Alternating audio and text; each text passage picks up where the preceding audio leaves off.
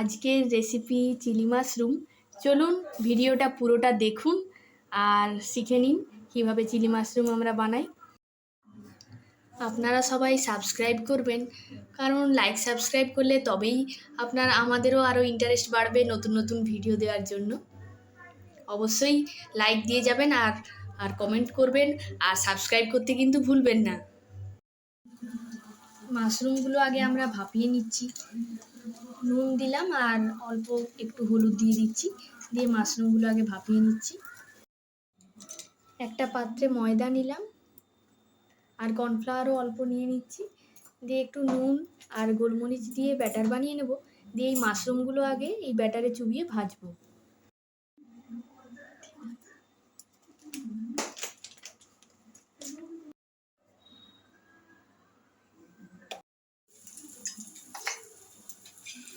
এবার এক এক করে আমরা মাশরুমগুলো তেলে ফ্রাই করে নেব।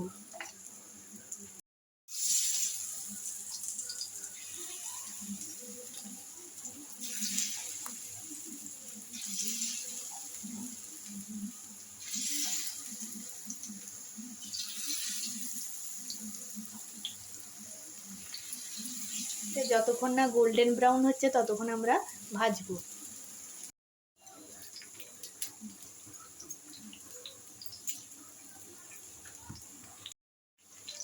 দেখুন হালকা লাল করে লালচে ভাব চলে এসছে মাশরুমগুলোর মধ্যে। এবার আমরা তুলে নেব। এবার আমরা মাশরুমগুলো একটা আলাদা জায়গায় তুলে নিচ্ছি। আমরা এরপরে পেঁয়াজ কুচি ওই তেলেই আমরা দিচ্ছি। কিছুটা পেঁয়াজ কুচি নেড়ে নেব, তারপরে আমরা এক এক করে রসুন কুচি সব যে কোচানোগুলো সেগুলো সব দিয়ে দেব।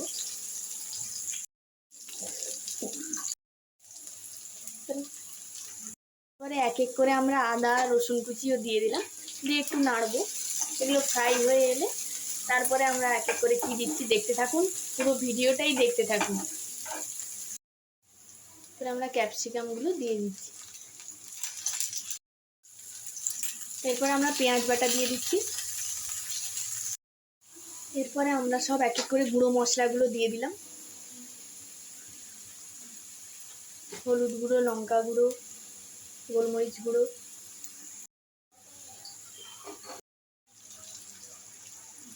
এরপরে আমরা চারমগজ বাটাটা দিয়ে দিলাম, দিয়ে আমরা নাড়তে থাকবো।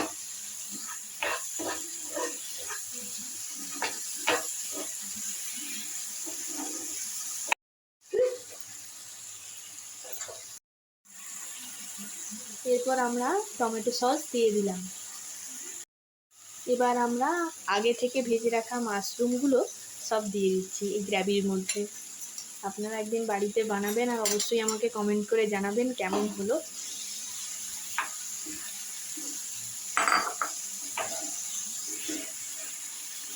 আর সত্যিই খেতে অপূর্ব লাগে এই চিলি মাশরুম।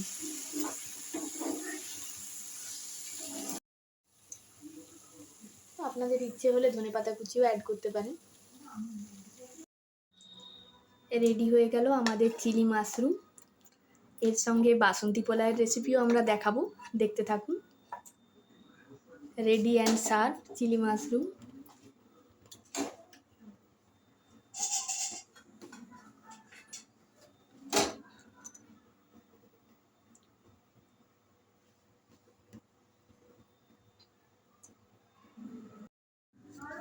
আপনারা সাবস্ক্রাইব করতে কিন্তু ভুলবেন না, কারণ সাবস্ক্রাইব করলে তবেই আমরা নতুন নতুন ভিডিও বানানোর আগ্রহ পাবো, আর আপনাদের এই সব ভিডিও নতুন নতুন বানিয়ে উপহার দিতে পারবো।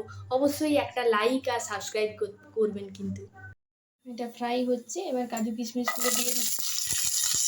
কাজু কিশমিশটা ভাজা হোক আস্তে আস্তে।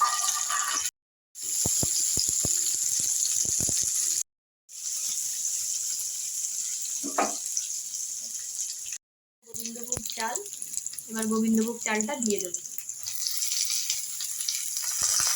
গোবিন্দভোগ চালটা দিয়ে দিলাম, এবার নাড়তে হবে। এটা চালটা ভেজে নিচ্ছি, দিয়ে এতে অল্প লবণ দিতে হবে, স্বাদ মতো লবণ দিয়ে দিলাম। 1 গ্লাস জল দিয়ে দিচ্ছি। পরিমাণ মতো জলটা দিয়ে দিতে হবে। এর জন্য দিয়ে দিচ্ছি আমরা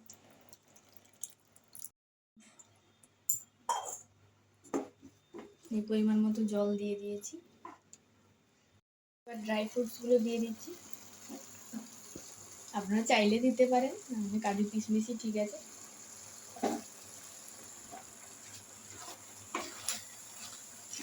হয়েই গেছে বলতে গেলে প্রায়। এবার চিনি দিয়ে দিচ্ছি। এবার গরম মশলা দিয়ে দিচ্ছি। বাসন্তী পোলাও রেডি হয়ে গেছে। দেখুন কত সুন্দর ঝরঝরে হয়েছে পোলাওটা। আপনারাও এই প্রসেসে করলে খুব সুন্দর হবে বাসন্তী পোলাও।